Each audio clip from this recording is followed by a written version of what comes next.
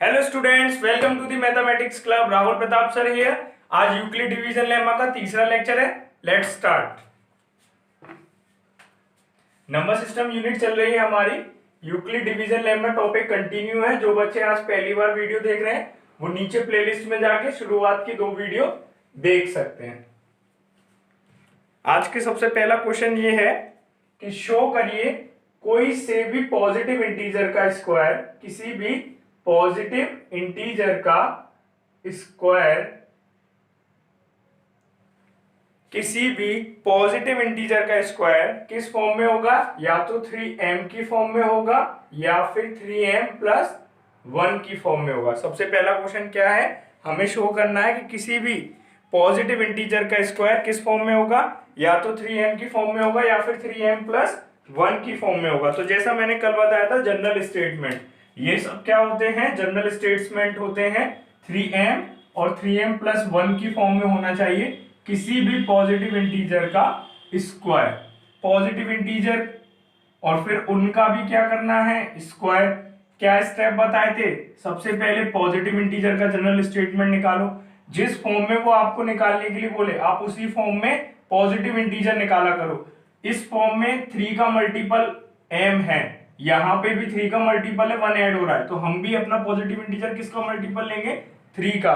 Calculation की suitability के लिए जैसे यहां पे देखो, हमने a कोई पॉजिटिव इंटीजर मान लिया, अज्यूम कर लिया, लेट a क्या है? कोई पॉजिटिव इंटीजर। इस इंटीजर में हमने किससे डिवाइड किया? 3 से। 3 से a को डिवाइड किया, q रिमाइंडर आया, q क्वोशिएंट आया, r रिमाइंडर आया। इसको किससे लिखेंगे हम? यूक्लिड डिवीजन लेमा के according, by Euclid's division lemma. तो यूक्लिड डिवीजन लेमा क्या कहता है बच्चों? सबको याद होना चाहिए, a equals to B Q plus R, where r is greater than equal to 0 और लेस देन b। इस केस में a क्या है? अब सेम वही है, b की जगह बस क्या आ गया है? 3। इस स्टेटमेंट में इसको उतारेंगे, a की जगह a है, b की जगह क्या आ गया है? 3 आ गया है। a डिविडेंड होता है, b जो है 3 that is divisor, q quotient होता है, r रिमाइंडर होता है। 3 into Q plus reminder r ही है। अब r क्या होता है? 0 से बड़ा या फिर बराबर और b से छोटा। b क्या है यहाँ पे? b divisor. डिवाइजर क्या है यहाँ पे बच्चों? 3। तो यहाँ पे क्या आएगा? 3 आएगा। ठीक है। अब कितने केस हो सकते हैं r के? ये देखो, r कहां से कहां तक वेरी कर रहा है बच्चों? 0 से 3 तक, मतलब 0 के बराबर या 0 से बड़ा और 3 से छोटा। तो r हो जाएगा हमारा 0, 1, 2। ये 3 ही तो कंडीशन पॉसिबल है बस, 0, 1 और 2। अब आगे देखो,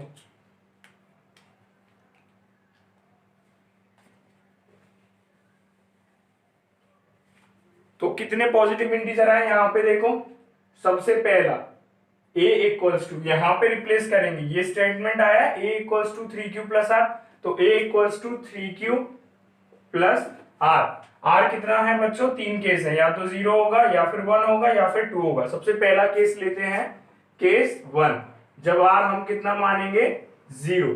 तो a equals to 3q plus r, ये स्टेटमेंट दिख रहा है आपको, a equals to 3q plus r, यहाँ पे क्या आएगा? a equals to 3q plus 0, a equals to 3q। Case 2 लेंगे, उस केस में r किसके इक्वल होगा? 1 के इक्वल होगा, तो a equals to 3q plus r, यही स्टेटमेंट है। इसमें हम r की जगह क्या रिप्लेस कर देंगे? 1 रिप्लेस कर देंगे, तो यहाँ पे आ जाएगा 3q प्लस 1। अब केस थर्ड लेंगे, तीसरे केस में r इक्वल्स टू कितना लेंगे? 2 लेंगे। r इक्वल्स टू कितना लेंगे? 2 लेंगे, तो कितना आएगा?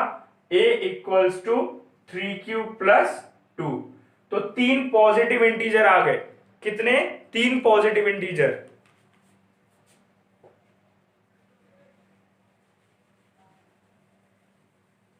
क्वेश्चन आपके दिमाग में चलता रहना चाहिए। क्वेश्चन ने ये बोला था कि कोई भी पॉजिटिव इंटीजर का स्क्वायर करो, किसी भी पॉजिटिव इंटीजर का स्क्वायर करो, उसका स्क्वायर करने पे वो किस फॉर्म में आना चाहिए? या तो 3m के में या 3m प्लस 1 के में।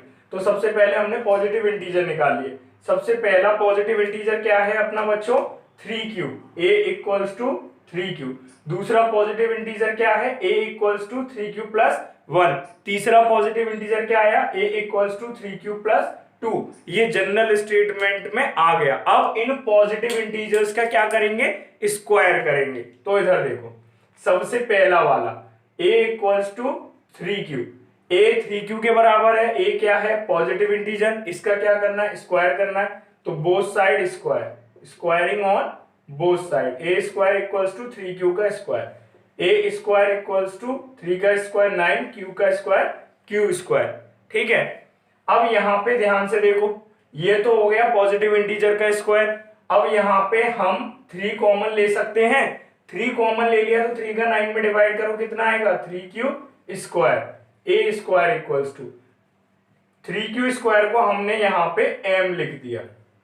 फिर से फोकस करना, यहां पे 3q स्क्वायर को हमने क्या लिख दिया, m लिख दिया। ठीक है, तो a स्क्वायर कितना आ गया 3m, a स्क्वायर का मतलब है पॉजिटिव इंटीजर का स्क्वायर, कितना आ गया बच्चों 3m आ गया। ठीक है, नेक्स्ट दूसरा अपना कितना निकला था positive integer, a equals to 3q plus 1। अब 3q प्लस 1 का भी स्क्वायर करेंगे, क्योंकि ये भी क्या है एक पॉजिटिव इंटीजर। a का square equals to 3q plus 1 का square, a square plus 2ab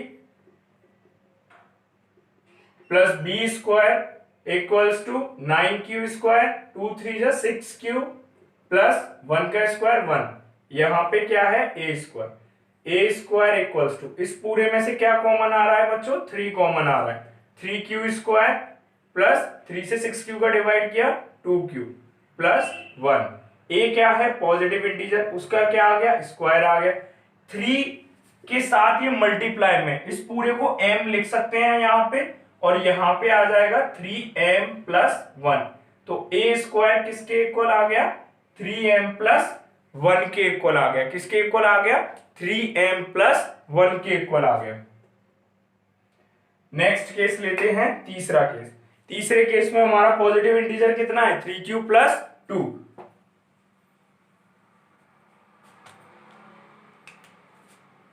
a equals to 3q plus 2, इसका भी स्क्वायर करेंगे both side, a square 9q square plus 2ab, 2 into 3q into 2, 2 2 जा 4, 4 3 जा 12q प्लस b स्क्वायर, 2 का square कितना हो जाएगा 4, a स्क्वायर। यहां पे भी क्या देखो, इसको देखो ध्यान से, यहां पे मैं 4 को क्या लिख सकता हूं, क्या मैं 4 को 3 प्लस 1 लिख सकता हूं, 4 को कितना लिख सकता हूं 3 प्लस 1। ध्यान से देखो, 4 को क्या लिख दिया मैंने 3 प्लस 1 लिख दिया, इसमें किसी को कोई दिक्कत, ब्रेक कर दिया हमने 4 को 3 प्लस 1 में। अब इधर देखो, इस पूरे में 9q स्क्वायर 12q और 3, इन तीनों में 3 कॉमन ले सकते हैं। इधर देखो 3 कॉमन ले लेंगे, तो एक एक करके ध्यान से देखना, 3 कॉमन लिया तो 9q स्क्वायर में से 3q स्क्वायर, 3 से 9 का डिवाइड 3q स्क्वायर, 3 का 12q में डिवाइड करेंगे, कितना आएगा बच्चों 4q, 3 से 3 का डिवाइड करेंगे कितना आएगा 1 प्लस 1। यहां पे इस पूरे में से ये पूरा 3 के किस में मल्टीपल में, मल्टीप्लाई में, तो इसको क्या लिख सकते हैं m, 3m प्लस 1। ये भी क्या था a स्क्वायर था इधर, तो a स्क्वायर किसके इक्वल आ गया 3m प्लस 1 के इक्वल आ गया। तो पॉजिटिव इंटीजर्स का स्क्वायर किया हमने, 3 केस बन गए। सबसे पहला केस था 3m, दूसरा केस था 3m प्लस 1, तीसरे पॉजिटिव इंटीजर का जो स्क्वायर किया वो केस क्या था 3m प्लस 1। हेंस प्रूव्ड, यहीं से प्रूव हो गया कि कोई सा भी पॉजिटिव इंटीजर, आप कोई सा भी पॉजिटिव इंटीजर ले लीजिए, उसका स्क्वायर करना, तो उसका स्क्वायर करने पे वो किस फॉर्म में आएगा, फॉर्म किस फॉर्म में आएगा, या तो 3m की फॉर्म में आएगा या फिर 3m प्लस 1 की फॉर्म में आएगा। ठीक है, अब इससे नेक्स्ट क्वेश्चन पढ़ेंगे, उसका टाइप थोड़ा सा अलग है। अभी तक क्वेश्चन हमने कर लिए डिविजिबिलिटी के ऊपर, सॉरी पॉजिटिव इंटीजर्स इस फॉर्म में होगा, इस फॉर्म में होगा, इस फॉर्म में होगा, पूरा पैटर्न बता दिया आपको। अगर पॉजिटिव इंटीजर का स्क्वायर करेंगे तो वो इस फॉर्म में आएगा, पॉजिटिव इंटीजर का क्यूब करेंगे तो वो इस फॉर्म में आएगा, पॉजिटिव और इंटीजर का क्यूब करोगे तो ये आएगा, पॉजिटिव इवन इंटीजर का क्यूब करोगे तो ये आएगा, पॉजिटिव इवन इंटीजर का स्क्वायर, पॉजिटिव इवन इंटीजर का क्यूब। सारे कंसेप्ट हमने पढ़ लिए। अब नेक्स्ट जो टाइप का क्वेश्चन है वो है डिविजिबिलिटी का। किसका, डिविजिबिलिटी का। अब क्वेश्चन किस तरीके से हिट होगा बच्चों, अब क्वेश्चन कुछ इस तरीके से पूछेगा, जैसे मैं एक क्वेश्चन करा के बता रहा हूं, क्वेश्चन वो बोल रहा है कि n स्क्वायर माइनस वन, ये कोई नंबर है n स्क्वायर माइनस वन, वो कह रहा है प्रूव करो कि n स्क्वायर माइनस वन किससे डिविजिबल होगा, इज डिविजिबल बाय 8, किससे डिविजिबल होगा, 8 से डिविजिबल होगा। और उसने ये भी कह दिया n जो है वो पॉजिटिव ऑड इंटीजर है, positive odd integer, positive odd integer है, n क्या है, पॉजिटिव ऑड इंटीजर। मैंने क्या बोला था, जिस फॉर्म में वो आपसे पूछे हम उसी फॉर्म को रिलेट करते हैं अपनी कैलकुलेशन के बेसिस पे, ताकि आसान हो जाए। यहां वो क्या बोल रहा है, 8 से डिविजिबल हो, n स्क्वायर माइनस वन 8 से डिविजिबल हो। n क्या है यहाँ पे, n यहाँ पे पॉजिटिव ऑड इंटीजर है, इसका बहुत बड़ा रोल है। देखो जहां पे भी वो बोल दे कि पॉजिटिव इंटीजर का स्क्वायर, पॉजिटिव इवन इंटीजर का स्क्वायर, पॉजिटिव ऑड इंटीजर का स्क्वायर, तो सबसे पहले आपको ये पता होना चाहिए कि पॉजिटिव इंटीजर किस फॉर्म में होता है। वो क्वेश्चंस हमने करा दिए तो आपको पता है किस फॉर्म में है।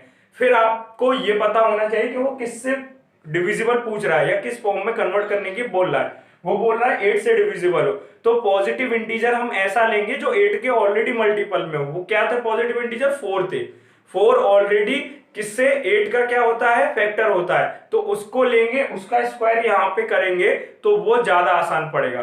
तो पॉजिटिव ऑड इंटीजर किस फॉर्म में लिए थे हमने, पिछले क्वेश्चन किए थे, या तो 4³ प्लस 1 की फॉर्म में था या 4³ प्लस 3 की फॉर्म में था। हम पहले इसको प्रूव कर चुके हैं कि पॉजिटिव ऑड इंटीजर किस फॉर्म में आएगा, या तो 4³ प्लस 1 की फॉर्म में आएगा या फिर 4³ प्लस 3 की फॉर्म में आएगा। ठीक है, अब यहां पे बोल रहा है n square minus one is divisible by 8, ये हमको प्रूव करना है। डिविजिबल माने क्या होता है, अगर मैं बोलूं कि 4 इज डिविजिबल बाय 2 तो इसका क्या मतलब है, या बोलूं 8 इज डिविजिबल बाय 2 तो इसका क्या मतलब है। तो थोड़ा ध्यान से समझना, अगर कोई नंबर दूसरे नंबर का डिविजिबल है, जैसे यहां पे मैं बोल दूं कि 8 जो है 12 जो है 12 is divisible by 2, 12 is divisible by 2, तो मैथमेटिकली मैं इसको कैसे शो करूं। तो कोई नंबर जब दूसरे नंबर का डिविजिबल होता है, जैसे हमने यहां बोल दिया 12 इज डिविजिबल बाय 2, 12 2 से डिविजिबल है, मतलब 12 2 से डिवाइड हो जाएगा। इसका क्या मतलब, इसका ये मतलब है जब 2 से 12 को डिवाइड करेंगे तो रिमाइंडर 0 आएगा। इन सारे केसेस में एक कॉमन बात ये होती है कि जो नंबर दूसरे नंबर से डिविजिबल है वो उसका मल्टीपल भी होता है। क्या होता है, मल्टीपल, मल्टीपल भी होता है। जैसे अगर 12 2 से डिविजिबल है तो 12 2 का क्या होगा, मल्टीपल होगा। इधर ध्यान से देखो, 2 equals to 12 equals to 2 into 6, क्या इस फॉर्म में लिख सकते हैं। यहां पे 12 को किस फॉर्म में लिख दिया, 2 इंटू 6, 2 के मल्टीपल में लिख दिया। किसके मल्टीपल में लिख दिया, 2 के मल्टीपल में लिख दिया। तो दुनिया का कोई सा भी नंबर जो 2 से डिविजिबल है, जो 2 से डिवाइड हो सकता है और रिमाइंडर 0 दे डिवाइड होने के बाद, उसको हम 2 के मल्टीपल के फॉर्म में लिख सकते हैं। यहां पे भी हमें क्या प्रूफ करना है कि n स्क्वायर माइनस वन 8 का डिविजिबल है, तो कैसे भी करके n स्क्वायर माइनस वन को किसके मल्टीपल में रिप्रेजेंट कर दें, 8 के मल्टीपल में रिप्रेजेंट कर दें, तो हम बड़ी आसानी से बोल देंगे कि yes n square minus one is divisible by 8। n square minus one कैसे शो करेंगे सर, तो n यहाँ पे जो दिख रहा है वो नहीं है, n क्या है, पॉजिटिव ऑड इंटीजर है, उस क्वेश्चन ने बोल रखा है। तो पॉजिटिव ऑड इंटीजर किस फॉर्म में होता है, या तो 4³ प्लस 1 की फॉर्म में या फिर 4³ प्लस 3 की फॉर्म में। तो यहां पे देखो ध्यान से,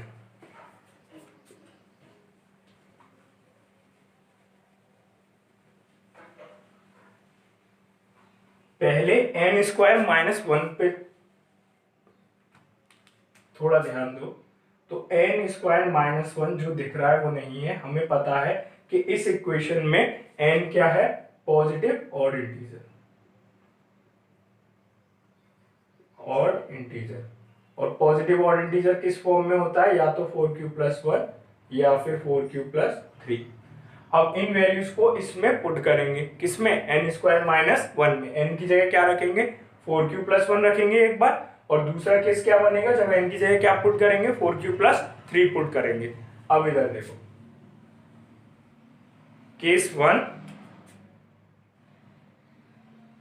ए हमारा n हमारा पॉजिटिव ऑड इंटीजर है जब n किसके बराबर हो 4q प्लस 1 के बराबर हो। n किसके बराबर हो 4q प्लस 1 के। तब देखो ध्यान से n स्क्वायर कितना होगा 4q प्लस 1 का whole square. Both side same operation किया, n का स्क्वायर किया तो इस पूरे का भी क्या करना पड़ेगा square. n square equals to ये किस फॉर्मूले से खुलेगा a स्क्वायर 4q का square plus b square, b क्या है sorry plus 2ab plus b square, b क्या है यहाँ पे 1। n square equals to 4q का स्क्वायर कितना हो जाएगा 16q स्क्वायर 2 4 जा 8q प्लस 1। ठीक है, ये n स्क्वायर हो गया। हमारी फॉर्म क्या थी n स्क्वायर माइनस 1, क्या थी n स्क्वायर माइनस 1। अब n स्क्वायर में से क्या सब्ट्रैक्ट कर देंगे -1 सब्ट्रैक्ट कर देंगे। तो बोथ साइड सेम ऑपरेशन, यहाँ पे -1 सब्ट्रैक्ट किया है तो इस पूरे में से भी -1 को सब्ट्रैक्ट करेंगे equals to 16q square plus 8q plus 1 -1 plus 1 cancel, क्या बचा 0। 16q स्क्वायर प्लस 8q और ये किसके इक्वल आ गया n स्क्वायर -1 के इक्वल आ गया।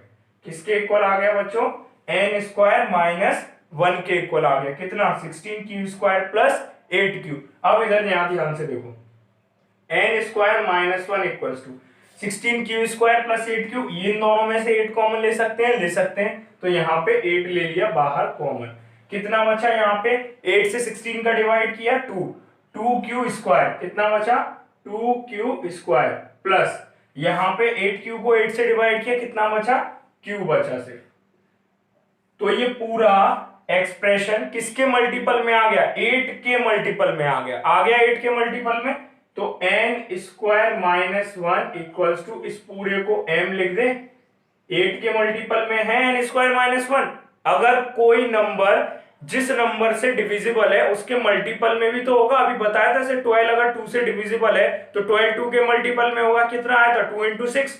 और n स्क्वायर -1 अगर 8 से डिविजिबल है तो 8 के किस में आना चाहिए मल्टीपल में, यहाँ पे आ गया 8 के मल्टीपल में।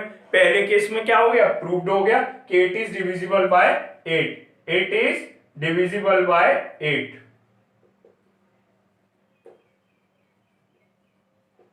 ठीक है, अब केस 2 लेते हैं। केस 2 में पहले हमने n किसके इक्वल लिया है 4q प्लस 1 के। केस 2 में क्या लेंगे n equals to 4q plus 3।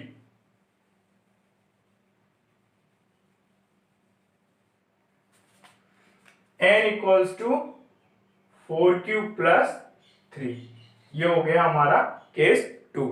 अब यहां ध्यान से देखो, यहां पे भी बोथ साइड क्या करेंगे स्क्वायर करेंगे। ठीक है, किस में कन्वर्ट करेंगे इसको n स्क्वायर -1 फॉर्म में। तो n का स्क्वायर कर देंगे यहाँ पे तो इसका भी क्या होगा स्क्वायर होगा।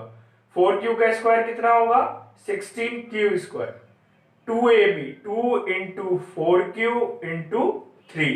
ठीक है, प्लस b स्क्वायर 3 का स्क्वायर 16q स्क्वायर, यहाँ n का स्क्वायर n स्क्वायर, n का स्क्वायर कितना हो गया बच्चों n square 16q square plus 2 4 जा 8 8 3 जा 24 प्लस 24q प्लस 3 का स्क्वायर कितना हो गया 9। अब यहां पे हमारी फॉर्म क्या थी n स्क्वायर -1 थी, अब इसको किस फॉर्म में कन्वर्ट करेंगे n स्क्वायर -1 में। तो n स्क्वायर में से क्या सब्ट्रैक्ट करना पड़ेगा 1, तो 1 सब्ट्रैक्ट कर दो। n स्क्वायर में से 1 सब्ट्रैक्ट किया, जो ऑपरेशन इस साइड करेंगे वही ऑपरेशन इस साइड करेंगे। तो यहाँ पे भी 16q square plus 24q plus 9 -1।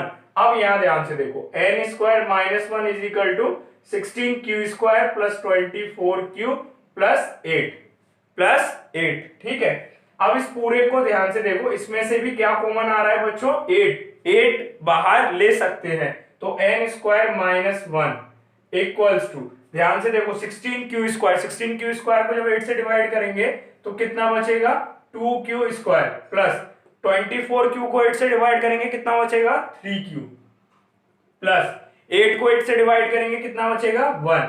तो ये पूरी एक्सप्रेशन भी 8 के किस में आ गई मल्टीपल में, और इस पूरे को हम किससे रिप्रेजेंट कर देंगे 2q square plus 3q plus 1 को m से। तो n स्क्वायर -1 फिर से किसके मल्टीपल में आ गया, 8 के मल्टीपल में आ गया। और जैसा कि हमने पहले बोला था, अगर कोई नंबर किसी दूसरे नंबर से डिविजिबल है तो वो उसके मल्टीपल में लिखा जा सकता है। n स्क्वायर माइनस 1, यहाँ पे हमें ये प्रूव करना था कि n स्क्वायर माइनस 1 8 से डिविजिबल है, तो n स्क्वायर माइनस 1 8 के किस में लिखा जाना चाहिए, मल्टीपल में। वो यहाँ पे लिख दिया, पहले भी केस में प्रूव कर दिया, दूसरे भी केस में ये 8 के मल्टीपल में आ गया, तो फिर से क्या लिख देंगे, hence it is divisible by 8। ठीक है। नेक्स्ट क्वेश्चन देखिए, नेक्स्ट क्वेश्चन है show that one and only one out of n, n+4, n+8, n+12, n+16 is divisible by 5 and any positive integer. ये भी डिविजिबिलिटी का क्वेश्चन है। Question को ध्यान से समझिए, ये बोल रहा है कि इनमें से कितने नंबर दिए हैं उसने, एक एक करके देखो। सबसे पहला है n, कितना है n, दूसरा नंबर कितना है n+4, तीसरा नंबर कितना है n+8, चौथा नंबर n+12, उसके बाद n+16। 1 2 3 4 5, इन पांचों में से हमें शो करना है वन एंड ओनली वन, इनमें से कोई एक ही ऐसा नंबर है जो 5 से क्या है, डिविजिबल है। और n क्या है, यहाँ पे कोई सा भी पॉजिटिव इवन इंटीजर है, पॉजिटिव इवन इंटीजर। हमने अभी अभी इससे पहला जो क्वेश्चन किया था उसमें क्या बताया था, उसमें ये बताया था बच्चों, अगर डिविजिबिलिटी का क्वेश्चन आ जाए, वो n की फॉर्म में, m की फॉर्म में या किसी की भी फॉर्म में लिखा हो, तो वहां पे सबसे पहले ये चेक करना है कि वो डिविजिबल किससे है। जैसे इससे प्रीवियस क्वेश्चन में 8 से डिविजिबल था, 8 से डिविजिबल था तो 8 जो n था वो हमने किस फॉर्म में लिया था, ऐसे फॉर्म में लिया था कि वो 8 का क्या आ जाए, मल्टीपल आ जाए। यहाँ पे n क्या है, पॉजिटिव इंटीजर है सिर्फ, तो पॉजिटिव इंटीजर, और वो भी हमें ये प्रूव करना है कि n+4, n+8, n+12, n+16 5 से डिविजिबल है। तो ये सब 5 से डिविजिबल हो तो n को ऐसा लेंगे कि वो 5 के क्या है, 5 के मल्टीपल में ही आए, ताकि हमारी कैलकुलेशन आसान हो जाए। ठीक है, तो n को क्या लेंगे, 5 के फॉर्म में पॉजिटिव इंटीजर क्या हो सकते हैं, दिमाग लगाओ, 5q+r जनरल स्टेटमेंट, r 0 से किसके बीच में, r 0 से 5 के बीच में, तो r 5 के केस में क्या क्या हो सकता है, a मान लो हमारा पॉजिटिव इंटीजर, सॉरी n हमारा क्या है, पॉजिटिव इंटीजर, तो 5 के फॉर्म में या तो 5q होगा, या फिर 5q+1 होगा, या फिर 5q+2, या फिर 5q+3, या फिर 5q+4, इन पांचों में से किसी एक फॉर्म में होगा। जो पॉजिटिव इंटीजर होगा, अगर 5 की फॉर्म में लें, हम मान लें कि n कोई पॉजिटिव इंटीजर है, उसको 5 से डिवाइड किया है, q कोशेंट आया है, r रिमाइंडर आया है, इसको यूक्लिड डिवीजन लेमा में लिखे तो n equals to 5q+r। r कहां से कहां तक वेरी करता है, डिवीजर से छोटा होता है, 0 से बड़ा या इक्वल होता है। तो r की कितनी, तो n की कितनी वैल्यूज पॉसिबल है, r या तो 0 होगा, या 1 होगा, या 2 होगा, या 3 होगा, या 4 होगा, क्योंकि 5 से क्या होगा, छोटा। n equals to 5q, 5q+1, 5q+2, 5q+3, 5q+4। अब इन सारे नंबर्स की वैल्यूज को एक एक करके इसमें पुट करेंगे, एक एक करके पुट करके उसको किसके मल्टीपल में तोड़ेंगे, 5 के मल्टीपल में तोड़ेंगे। सारे नंबर को पुट करेंगे, एक एक करके 5 के मल्टीपल में तोड़ेंगे, जो 5 के मल्टीपल में आ जाएगा वो 5 से डिविजिबल होगा, और जो 5 के मल्टीपल में नहीं आएगा वो 5 से डिविजिबल नहीं होगा। ठीक है,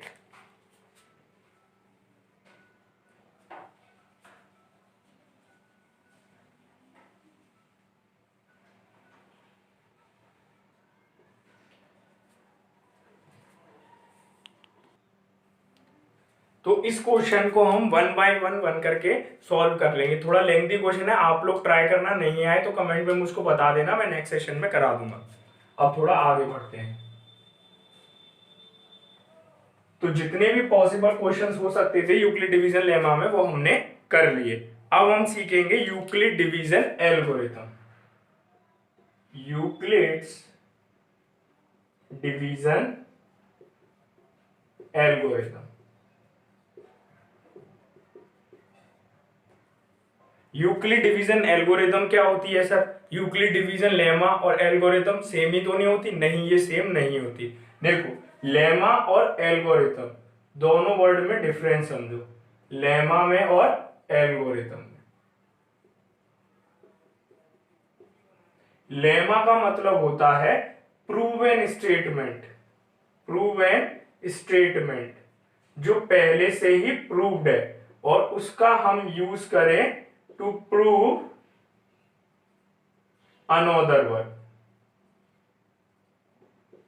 लेमा का मतलब है कि ये एक प्रूवन स्टेटमेंट है, इस स्टेटमेंट का आप इस्तेमाल कर सकते हैं बाकी स्टेटमेंट को प्रूव करने के लिए। a equals to B Q plus r, it is a proven statement जो हम इतनी देर से पढ़ रहे हैं। इसका इस्तेमाल कहां पे किया? पॉजिटिव इंटीजर्स को इस फॉर्म में लिखा जा सकता है 2q plus 1, 3q plus 1, 3q plus 2, 4q plus 1, 4q plus 2, 4q plus 3। इन सारी फॉर्म्स को प्रूव करने में हमने किसकी हेल्प ली? यूक्लिड्स डिवीजन लेमा की। लेमा क्या था? a equals to B Q plus are, जहां पे r क्या था हमारा? 0 से b के बीच में। अब यहां पे है एल्गोरिथम। एल्गोरिथम का मतलब होता है एक वेल डिफाइंड प्रोसीजर, किसी चीज को फाइंड करने का वेल डिफाइंड प्रोसीजर एल्गोरिथम कहलाता है। Any well defined procedure, well defined procedure, ठीक है। एक वेल डिफाइंड प्रोसीजर किसी एक पर्टिकुलर रिजल्ट को फाइंड करने का एल्गोरिथम कहलाता है। यहां पे हम क्या फाइंड करेंगे? यहां पे किन्हीं भी दो पॉजिटिव इंटीजर्स का HCF फाइंड करेंगे। क्या फाइंड करेंगे? HCF। तो let's start how to find the HCF of any two positive integers by using Euclid's division lemma. तो यहां पे देखो, ये मान लो 2 है और ये मान लो 3 है। इन दोनों का क्या फाइंड करना सीखेंगे? HCF। इन दोनों का ही नहीं, ये मान लो A और B, ये दोनों इन जनरल दो क्या हैं? पॉजिटिव इंटीजर्स हैं बच्चों। क्या हैं? दो पॉजिटिव इंटीजर्स हैं। इनका क्या निकालना सीखेंगे? HCF। HCF क्या होता है मैं बता चुका हूं, फिर से एक बार ब्रीफ करता हूं। HCF होता है हाईएस्ट कॉमन फैक्टर। सबसे बड़ा कॉमन फैक्टर HCF कहलाता है। अब सबसे बड़ा कॉमन फैक्टर क्या होता है? फैक्टर क्या होता है? फिर कॉमन। पहले फैक्टर, फैक्टर में भी कैसा फैक्टर होना चाहिए? कॉमन होना चाहिए। कॉमन में भी कैसा होना चाहिए? हाईएस्ट होना चाहिए, सबसे बड़ा होना चाहिए। तो इधर देखो,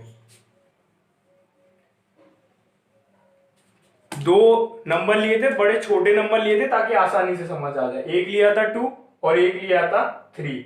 सबसे पहले बात करेंगे फैक्टर। फैक्टर क्या है सर? फैक्टर वो नंबर है जो इन दोनों को, जैसे 2 का फैक्टर, 2 का वो नंबर फैक्टर कहलाएगा जो 2 को डिवाइड करे और रिमाइंडर कितना आए? 0 आए। तो ऐसे कौन कौन से नंबर हैं? तो एक नंबर है 1 से 2 को डिवाइड करेंगे रिमाइंडर 0 आएगा। दूसरा नंबर है 2 से 2 को डिवाइड करेंगे रिमाइंडर 0 आएगा।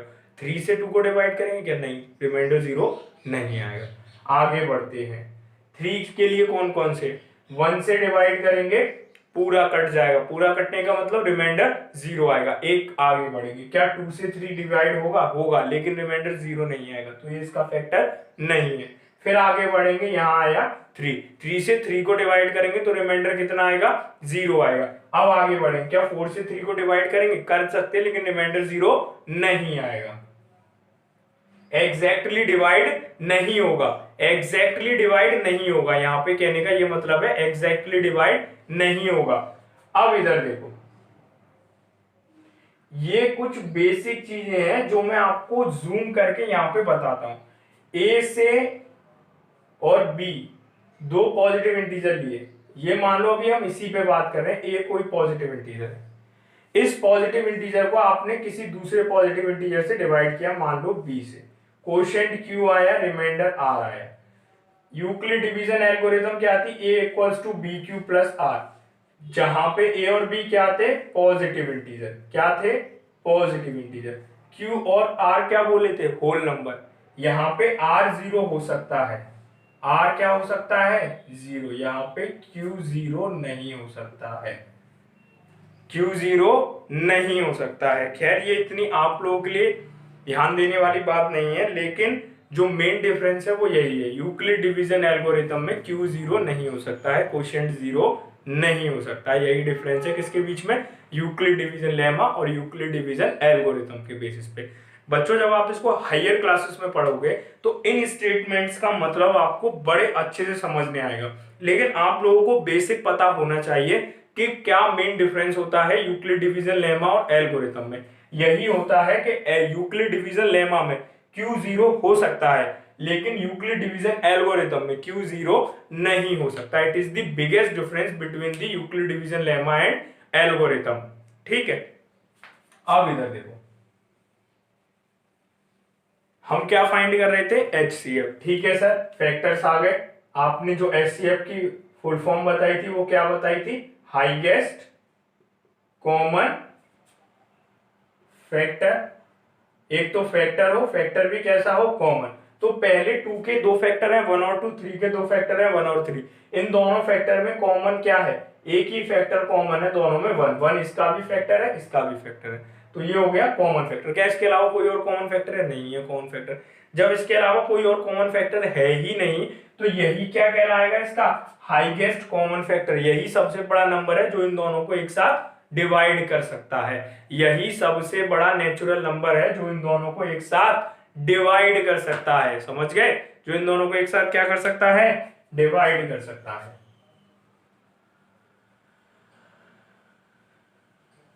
एक और एग्जांपल देखो, मान लो यहां पे ले लेते हैं 8 का और 12 का, इन दोनों का एचसीएफ निकालते हैं। पहले फैक्टर्स, 8 1 से डिवाइड हो सकता है, 2 से हो सकता है, 4 से हो सकता है, 8 से हो सकता है। 12 1 से डिवाइड हो सकता है, 2 से हो सकता है, 3 से भी हो जाएगा सर, 4 से भी हो जाएगा, 6 से भी हो जाएगा सर, और 12 से भी हो जाएगा। ये इसके फैक्टर हो गए, ये इसके फैक्टर हो गए। अब कॉमन फैक्टर्स देखो, एक सबसे पहला कॉमन फैक्टर क्या है, 1। दूसरा कॉमन फैक्टर क्या है, 2। तीसरा कॉमन फैक्टर क्या है, 4। क्या इसके अलावा कोई और कॉमन फैक्टर है, नहीं है सर कोई common factor. Highest common factor, एक तो फैक्टर हो, कॉमन हो और सबसे बड़ा हो। यहाँ पे कितने फैक्टर आ गए बच्चों, 3 फैक्टर आ गए, एक 1, दूसरा 2, तीसरा क्या है 4 है। तो इन तीनों में, ये तीनों ही कॉमन फैक्टर है, इन तीनों में जो हाईएस्ट होगा वही क्या कहलाएगा, हाईएस्ट कॉमन फैक्टर। तो हाईएस्ट क्या है, सबसे बड़ा क्या है इन तीनों में, सबसे बड़ा कॉमन फैक्टर 4। क्या है 4, तो 4 क्या कहलाएगा, 4 कहलाएगा 8 और 12 का HCF। क्या कहलाएगा, 4 8 और 12 का HCF कहलाएगा। समझ गए। अब HCF निकालेंगे हम यूक्लिड डिवीजन एल्गोरिथम से। किससे निकालेंगे, यूक्लिड्स डिवीजन एल्गोरिथम से। इस एल्गोरिथम में करते क्या है, ध्यान से समझना, 1 बाय 1 स्टेप करके समझाएंगे। मान लो कोई भी 2 नंबर हैं, जैसे एक नंबर ले लिया हमने 2 और कोई दूसरा नंबर ले लिया हमने 4। अब इन दोनों का HCF निकालना है, और किस मेथड से निकालना है, यूक्लिड्स डिवीजन एल्गोरिथम से। तो इससे HCF निकालने का मेथड जो होता है, उसमें सबसे पहला स्टेप होता है, वो होता है कि पहले नंबर और दूसरे नंबर में जो छोटा वाला है, पहले और दूसरे 2 नंबर दिए हैं, उनमें से जो छोटा वाला है उससे बड़े वाले को क्या करते हैं, डिवाइड करते हैं। तो 2 से 4 क्या है, बड़ा है। 2 से 4 क्या है, बड़ा है। तो 2 से 4 का क्या करेंगे, डिवाइड करेंगे। 2 से 4 का क्या करेंगे बच्चों, डिवाइड करेंगे। 2 से 4 का डिवाइड कितनी बार होगा, 2 बार। 2 2 जा 4, रिमाइंडर कितना आया, 0। अब इसको ये करने के बाद किस फॉर्म में लिखेंगे, यूक्लिड डिवीजन एल्गोरिथम की में। वो क्या होती है, dividend equals to divisor, dividend जिसमें डिवाइड दे रहे हैं, डिवाइडर जिससे डिवाइड दे रहे हैं, क्वोशिएंट कितनी बार आपने डिवाइड दिया है, और रिमाइंडर जो नीचे बचा है। तो 4 में 2 से डिवाइड दिया था, कितनी बार, 2 बार। कितना बचा, 0 बचा। पहले स्टेप समझने आया या नहीं आया, दोनों नंबर में पहले क्या ढूंढेंगे, छोटा वाला कौन सा है, फिर छोटे वाले नंबर से बड़े वाले नंबर में क्या करेंगे, डिवाइड करेंगे। बड़े वाले नंबर में डिवाइड करने के बाद उसको किस फॉर्म में लिखेंगे, यूक्लिड डिवीजन एल्गोरिथम की फॉर्म में लिखेंगे। उसमें लिखने के बाद यहाँ ध्यान से देखेंगे कि रिमाइंडर कितना आया है। मेन कंसेप्ट रिमाइंडर का है।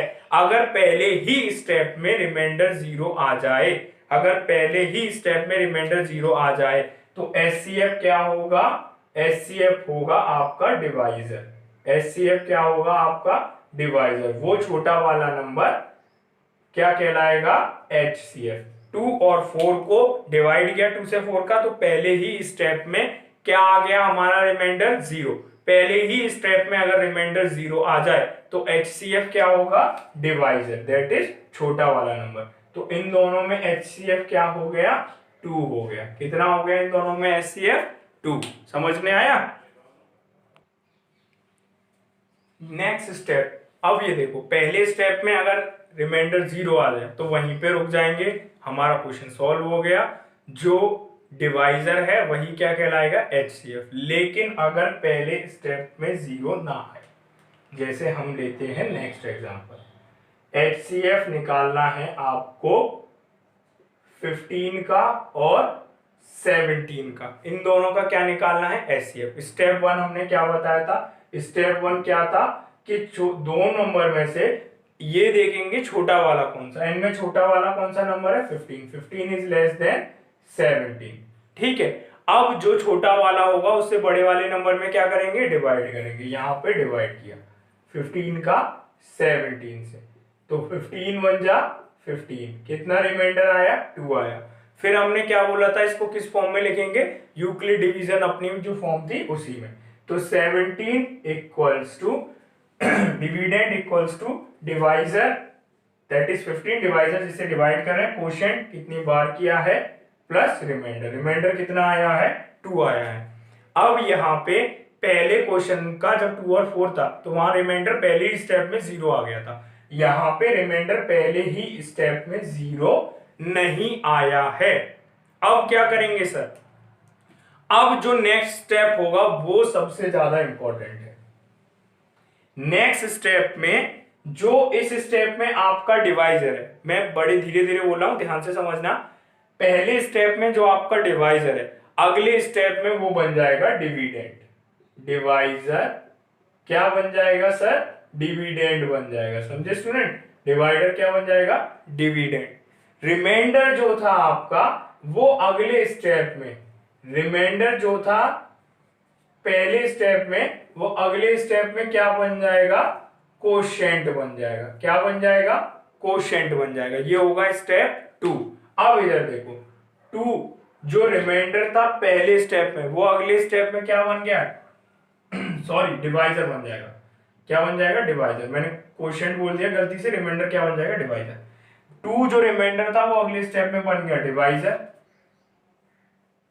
15 जो डिवाइजर था वो अगले स्टेप में क्या बन गया? डिविडेंड। और ये अगले स्टेप में हम गए कब? जब हमारा पहले स्टेप में रिमाइंडर 0 नहीं आया। अब यहां ध्यान दो, 2 से 15 कितनी बार जाएगा? 7 बार। कितना आया बच्चों? 14। 15 में से 14 गए, कितना बचा? 1। इस स्टेप में भी रिमाइंडर 0 नहीं आया। इस स्टेप में भी रिमाइंडर 0 नहीं आया, तो इसको भी पहले इसी फॉर्म में लिखेंगे। 15 क्या था? डिविडेंड था। 15 क्या था बच्चों अपना? डिविडेंड। किससे डिवाइड किया? 2 से किया। कितनी बार किया? 7 टाइम्स किया। कितना रिमाइंडर आया? 1 आया सर। ठीक है। 15 इक्वल्स टू 2 इंटू 7 प्लस 1। यहां पे भी रिमाइंडर 0 नहीं आया। अब अगले स्टेप में जाएंगे। ऐसा प्रोसीजर जब तक फॉलो करेंगे तब तक रिमाइंडर क्या ना आ जाए? 0 ना आ जाए। रिमाइंडर क्या ना आ जाए? 0 ना आ जाए। अब नेक्स्ट स्टेप में जाते टाइम सबसे ज्यादा ध्यान क्या रखना है? ध्यान ये रखना है जो इस स्टेप में क्या है? डिवाइजर है, वो अगले स्टेप में क्या हो जाएगा? डिविडेंड हो जाएगा। इस स्टेप में डिवाइजर क्या है? 2 है, ये अगले स्टेप में क्या हो जाएगा? डिविडेंड हो जाएगा।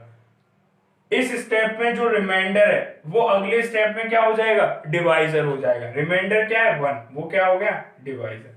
1 से 2 कितने टाइम जाएगा बच्चों? 2 टाइम्स। कितना रिमाइंडर आया? 0। कितना आया? 0। अब इसको लिखेंगे 2 इक्वल्स टू 2 डिविडेंड था, किससे डिवाइड दिया? 1 से। कितनी बार दिया? 2 बार। रिमाइंडर कितना आया? 0 आया। कितना आया? जीरो आया।